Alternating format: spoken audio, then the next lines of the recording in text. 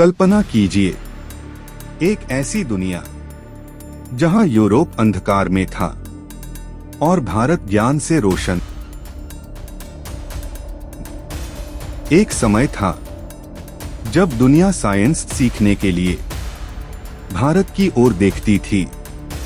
लेकिन सवाल ये है, अगर भारत इतना आगे था तो आज हमें ये सब क्यों नहीं पढ़ाया जाता?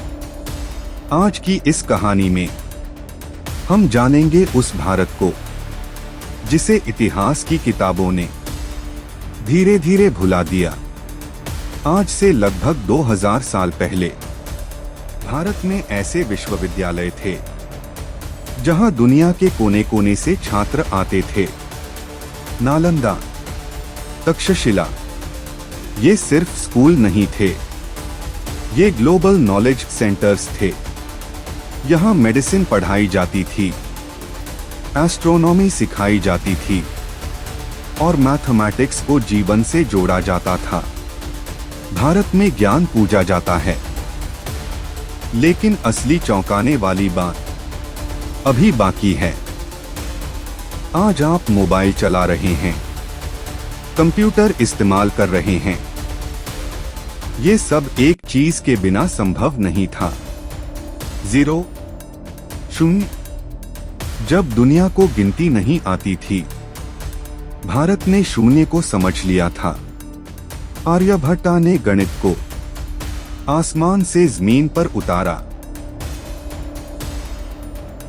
डेसिमल सिस्टम के बिना ना साइंस आगे बढ़ती, ना टेक्नोलॉजी।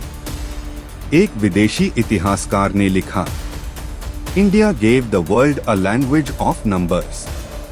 अब जरा सोचिए, आज से 2500 साल पहले एक योद्धा युद्ध में घायल होता है, उसकी नाक कट चुकी है, लेकिन वो मरता नहीं।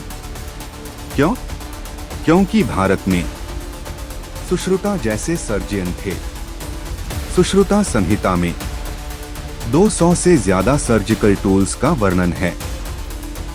प्लास्टिक सर्जरी, कैटरैक्ट ऑपरेशन, सब कुछ। जब दुनिया दर्द से डरती थी, भारत इलाज ढूंढ चुका था। अब नजर उठाइए आसमान की ओर। जब बाकी दुनिया ग्रहण से डरती थी, भारत उसे गणित से समझता था। आर्यभट्ट ने बताया, धरती घूमती है, समय ग्रहों की चाल, एक्लिप्स की गणना, और फिर बने जंतर मंतर जैसे ऑब्जर्वेटरीज। ये मंदिर नहीं थे, ये जायंट साइंटिफिक इंस्ट्रूमेंट्स थे। तो सवाल ये है, अगर भारत इतना आगे था तो ये ज्ञान आज कहाँ है? लाइब्रेरी जलाई गई, ज्ञान को महत्व नहीं दिया गया, और धीरे धीरे हम खुद अपने अतीत को भूलते चले गए। इतिहास विजेताओं ने लिखा और हारने वालों की कहानियां दब गईं। लेकिन इतिहास सिर्फ गौरव नहीं देता, वो जिम्मेदारी देता है। भारत को फिर से आगे बढ़ने के लिए हमें अंधविश्वास नहीं, ज्ञान अपनाना होगा।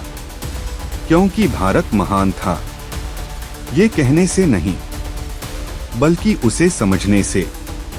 अगर आपको ये कहानी सोचने पर मजबूर करे तो इसे शेयर कीजिए, क्योंकि ये सिर्फ इतिहास नहीं, ये हमारी पहचान है।